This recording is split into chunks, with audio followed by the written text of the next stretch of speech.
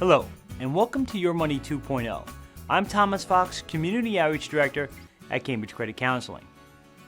We've all heard about keeping up with the Joneses, a phrase that refers to a lifestyle notable for its measurement of success against our neighbors' achievements and unfortunately their possessions.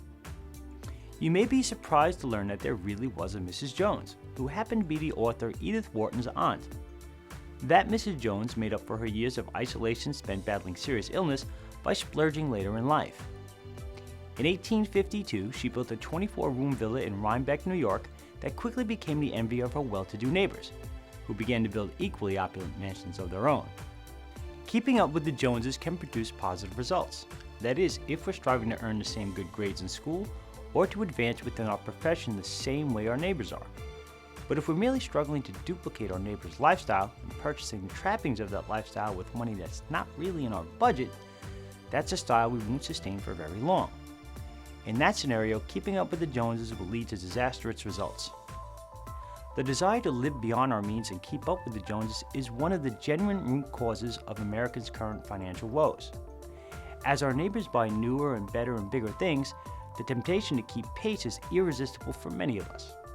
When we engage in this kind of spending, it's not the possessions we're after, of course, it's the social status. Unfortunately, most people can't actually afford to live that way forever. As they increase in their social statuses, they also increase their debt beyond their ability to keep up with the monthly payments that result. Credit card delinquencies, lawsuits, foreclosures, and bankruptcies are among the penalties that people pay for this kind of lifestyle. But the good news is, if things haven't gotten that far yet, we don't have to wait for an economic recovery to stabilize our situation. If you suspect that you're trying to keep up with the Joneses, there are a few steps you should take right now to begin turning things around. One of the first things you need to do is determine precisely what it is that motivates you to spend the way you do. Begin by journalizing your spending for a few weeks. That is, create a list of everything you buy over that time. Next, examine your list and ask yourself whether each particular product or expense was entirely necessary or was that specific product bought just to have it. And please understand that we're not talking about expensive cars or appliances. People who spend to achieve social status will often pay more for every item in their budget. For sneakers, shampoos, lawn services, for hot dogs and household cleaning products, wristwatches, even when perfectly acceptable, less expensive items are readily available. Look again at each item on your list and put a check mark next to each that you may have bought without considering what it actually fits in your budget or because it was some social cachet that came with it. As you might expect, the next step is to look for alternatives to each of the small items on your list that you overspend on, at least in part for status reasons. Replacing these products usually doesn't require much in the way of sacrifice, but you need to be on guard for feelings of depression or anxiety. Some people become upset at having to face the realities of their budget, at having to settle for the second best ice cream or the store brand trash bags. Don't worry if you experience this sense of regret. In time, you'll probably rediscover the sense of satisfaction that comes with spending wisely. After you tackle the small items, it's time to examine the bigger purchases you make. Technology is one area of discretionary spending that is easily reduced. For example, in 2007, one popular computer company introduced a cell phone that has revolutionized communication. In less than 4 years, the manufacturer released 4 different versions of the popular phone, each considered an upgrade. Have things really changed so much in those 4 years, or is the company simply practicing Business 101? If there's a need, it must be filled. If there's no need, create one.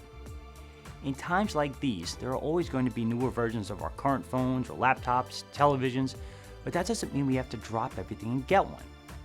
Resisting the urge to buy the latest and greatest edition of the products we already own will, in time, allow us to begin to feel proud about our frugality. That's not a word that was in the Joneses' vocabulary. Finally, like the social status fixated neighbors of the original Mrs. Jones, it may be necessary to look at our housing situation.